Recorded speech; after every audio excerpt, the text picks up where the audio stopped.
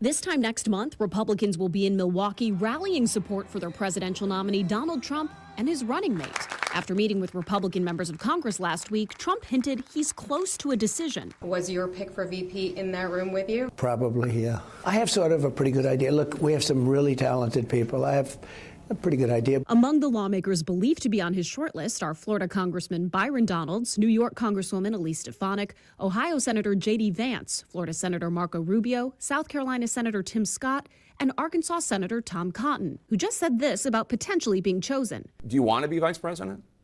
Well, I think if the president asked you to serve in any capacity our great nation, you'd have to consider it. Also on the list, former Housing and Urban Development Secretary Ben Carson, who ran against Trump in the 2016 presidential primary, and North Dakota Governor Doug Burgum, who ran against Trump in this election's primary. Since January, when we endorsed him, we were the first, when we dropped out, the first of the candidates to endorse him. Traditionally, a vice presidential candidate is meant to make up for the presidential nominee's weak spots, appeal to voters they can't win over on their own. For Trump, that includes black voters. New USA Today Suffolk University polls of swing states Pennsylvania and Michigan show President Biden has lost some support from 2020, but Trump still trails him by double digits. In Michigan, just 15% of black voters say they back Trump, and in Pennsylvania, it's 11%.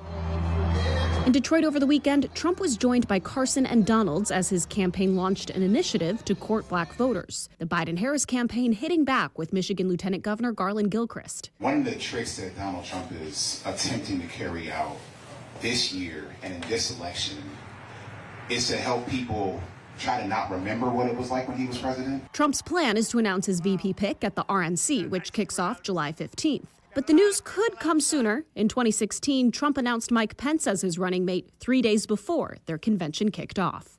In Washington, I'm Ahtra Elnashar reporting.